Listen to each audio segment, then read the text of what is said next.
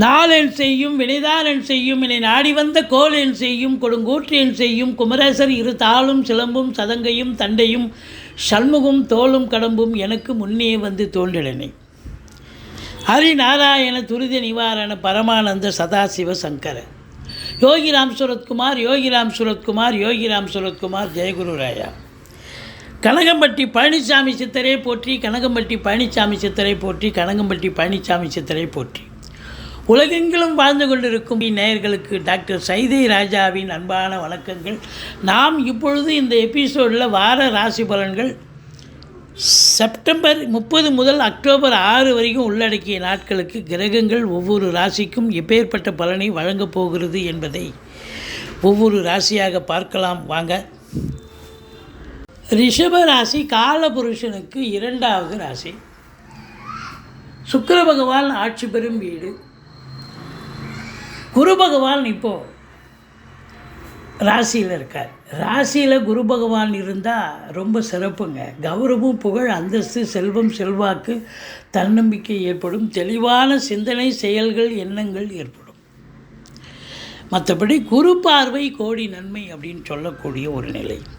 7ஆம் இடத்து அதிபதி குடும்பஸ்தானத்தில் இருக்கிறார், வருமான ஸ்தானத்தில் இருக்கார். அப்போ வாழ்க்கை துணை அல்லது மனைவியால், நண்பர்களால், கூட்டு தொழிலால் நல்ல ஒரு லாபம் கிடைக்கும், அனுகூலம் கிடைக்கும் என்று சொல்லலாம்.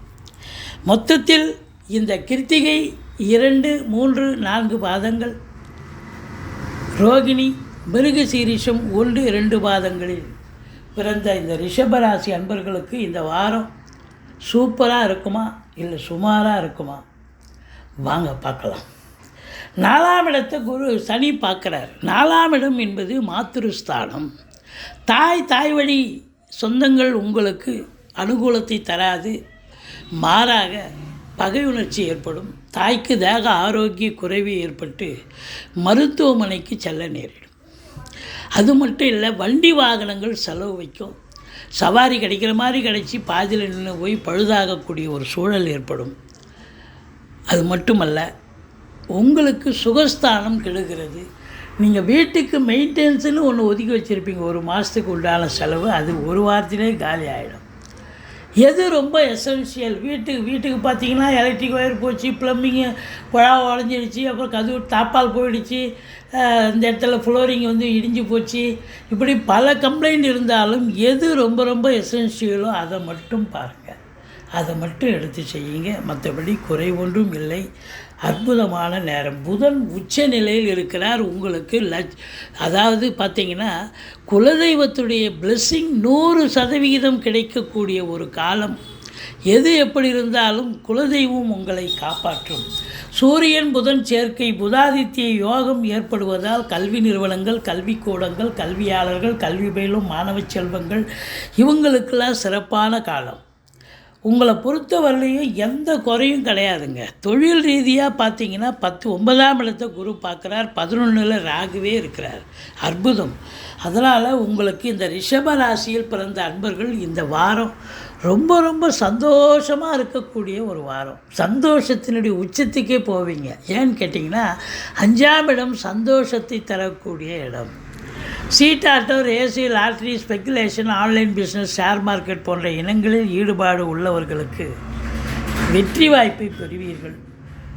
ரிஷிகள், முனிகள், குருமானுடைய ஆசீர்வாதம் கிடைக்கும். பூர்வீகத்திலிருந்து நல்ல தகவல் வரும்.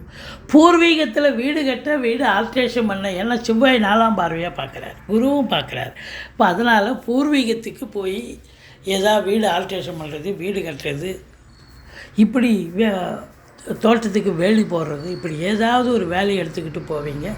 மற்றபடி 5ஆம் இடம் மிக சிறப்பாக இருப்பதால் நீண்ட நாளாக குழந்தை பாக்கியம் இல்லாதவர்களுக்கு குழந்தை பேறு கிடைக்கும். பூர்வீக சொத்து பிரித்து கொள்ளாதவங்களுக்கு இந்த காலத்தில் நல்லா பிரிச்சுக்கலாம். ராசிநாதன் ஆட்சி பீடத்தில் இருப்பது கௌரவம், புகழ், அந்தஸ்து, செல்வம், செல்வாக்கு, தன்னம்பிக்கை ஏற்படும். சுக்கிரனுடைய ஆதிக்கம் கலைத்துறை, சினிமா மற்றும் தொலைக்காட்சி, பத்திரிகை துறை, மீடியா துறையில் பணிபுரியும் அன்பர்களுக்கு வேலை வாய்ப்புகள் தேடி வரும். நீங்கள் தேடி போனாலும் கிடைக்கும், சில நேரத்தில் உங்களையே தேடி வரும். ஏன்னா நேரம் அற்புதமான நேரம்.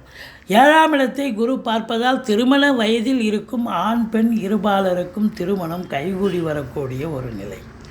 நண்பர்களால் ஆதாயம், கூட்டு தொழில் செய்பவர்களுக்கு கூட்டாளிகளால் நன்மைகள். இது மட்டும் இல்லைங்க, 7ஆம் இடத்தை குரு பார்த்தாலே ஒரு சந்தோஷங்க. சமூகத்தில் பேரு புகழ் அந்தஸ்து கிடைக்கும். அதே நேரத்தில் எங்கு சென்றாலும் சிறப்பு, சென்றமிடமெல்லாம் சிறப்புன்னு சொல்லலாம்.